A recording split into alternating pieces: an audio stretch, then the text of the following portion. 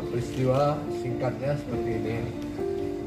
Saat itu saudara Brigadir J berada atau memasuki rumah salah satu pejabat Polri di perumahan dinas Duren 3. Kemudian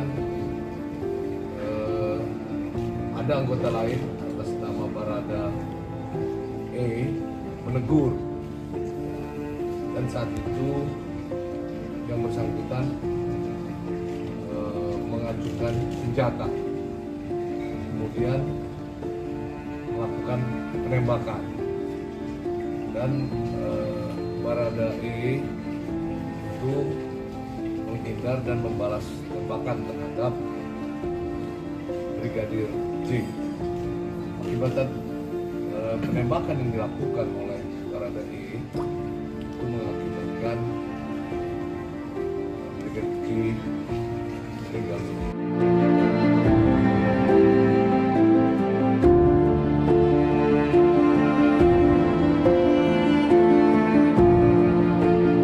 Biasanya rumah seorang jenderal safety-nya sangat tinggi, berupa CCTV.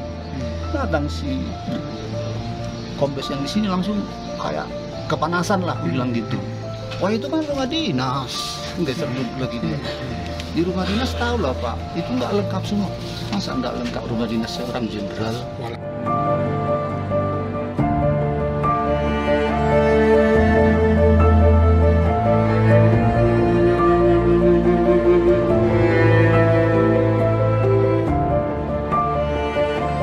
Kasus polisi tembak polisi menjadi pemberitaan terkini yang menjadi perhatian Polri. Kejadian terjadi di Kompleks Polri, tepatnya di kediaman Verdi Sambo. Verdi Sambo merupakan Kepala Divisi Profesi dan Pengamanan Polri. Kasusnya diberitakan banyak media, karena ada korban tewas yakni Brigadir J atau Nopriansah Yosua Huta Barat. Ia tewas terkena tembakan oleh Barada E, koleganya yang berpangkat lebih rendah.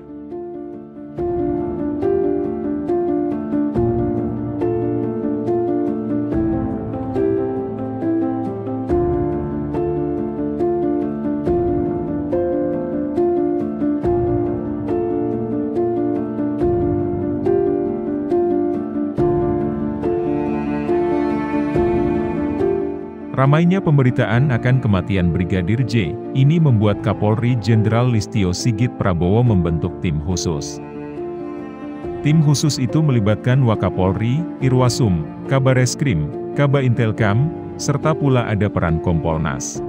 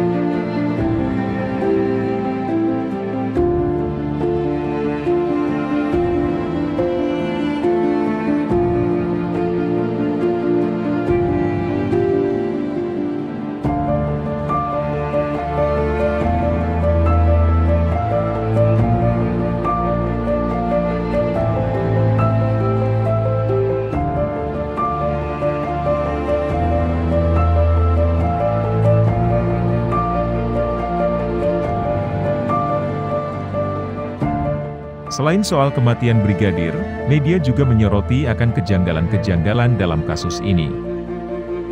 Seperti misalnya akan waktu kejadian yang terlampau lama untuk pengungkapan kasus. Diketahui kejadian saling tembak yang antara Brigadir J dan Barada E terjadi pada Jumat 8 Juli 2022, sekitar pukul 17 waktu Indonesia Barat. Namun, Kepala Biro Penerangan Masyarakat Divisi Humas Polri Brigjen Ahmad Ramadan baru menginformasikan insiden tersebut dalam konferensi pers pertama pada Senin 11 Juli 2022. Ada pula soal kronologi kejadian, di mana diduga ada tindak pelecehan seksual yang dilakukan Brigadir J terhadap istri Irjen Verdi Sambo. Menko Polhukam Mahfud MD pun, dikutip dari detik.com, menyebut ada banyak kejanggalan dari kasus ini.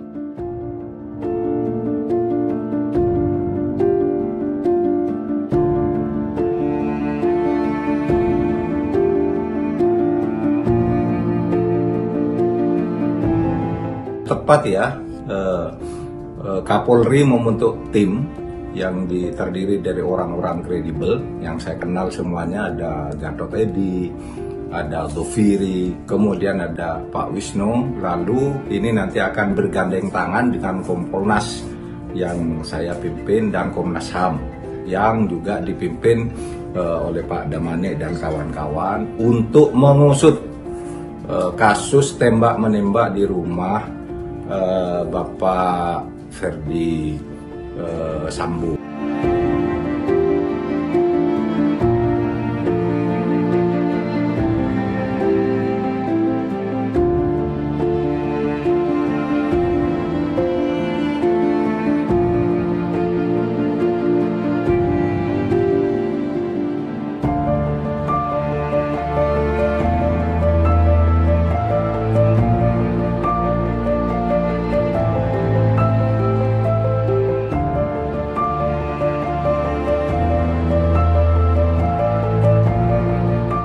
Pengungkapan kasus ini, disampaikan Mahfud juga membuat kredibilitas Polri sedang diuji.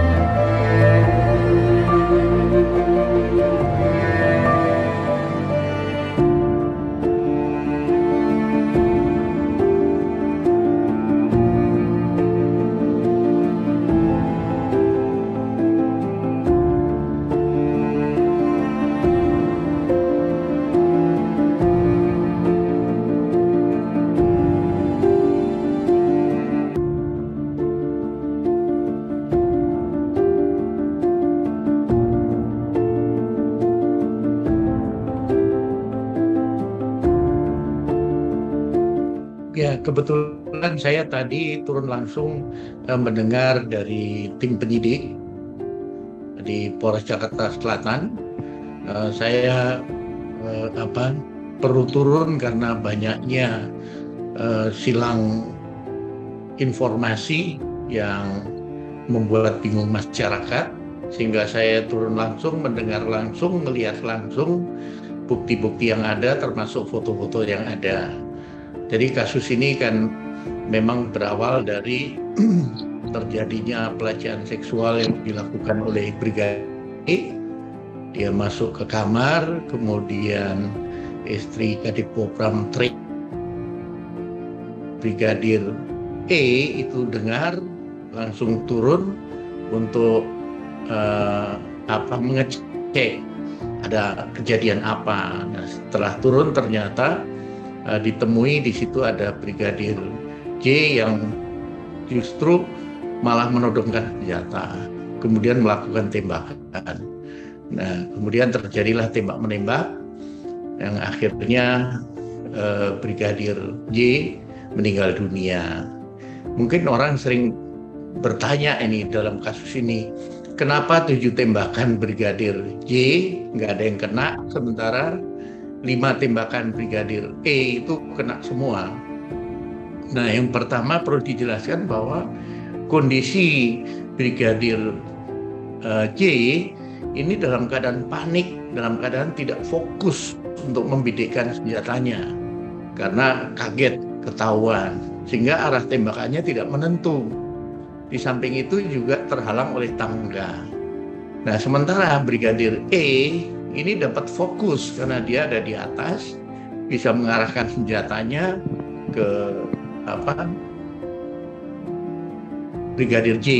Ini posisinya ya, sehingga memudahkan dia membidik. Di samping itu Brigadir E ini ternyata memang juara menembak dari Brimob, sehingga bidikannya tepat.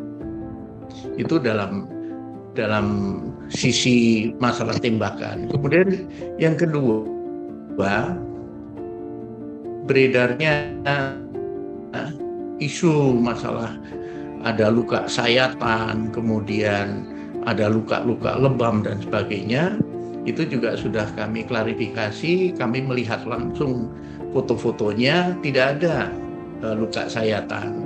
Yang ada adalah luka bekas serempetan peluru atau pecahan peluru. Kalau sayatan kan itu tipis ya, seperti kena pisau itu kan tipis. Ini tidak. Kemudian juga dikatakan bahwa jarinya putus. Tidak. Jarinya memang luka karena ketika dia megang pistol kena tembakan dari Brigadir E. Memang ada di situ, jarinya itu luka, tapi bukan putus. Nah, kemudian juga menyangkut masalah luka-luka yang lain, lebam dan sebagainya. Itu dari keterangan para saksi tidak ada aksi pemukulan dan sebagainya. Karena semata-mata ketika melepas tembakan dan pelurunya itu berkoset ataupun mengenai benda lain baru mengenai tubuh, proyektil itu pecah, maka lukanya belum tentu selebar lingkarannya itu kalau kena peluru utuh. Nah, ini nanti akan dijelaskan lebih lengkap oleh ahlinya ya, dari pihak puslapor, kemudian dari pihak dokter forensik lah, akan dijelaskan masalah penyebab kematian dan sebagainya.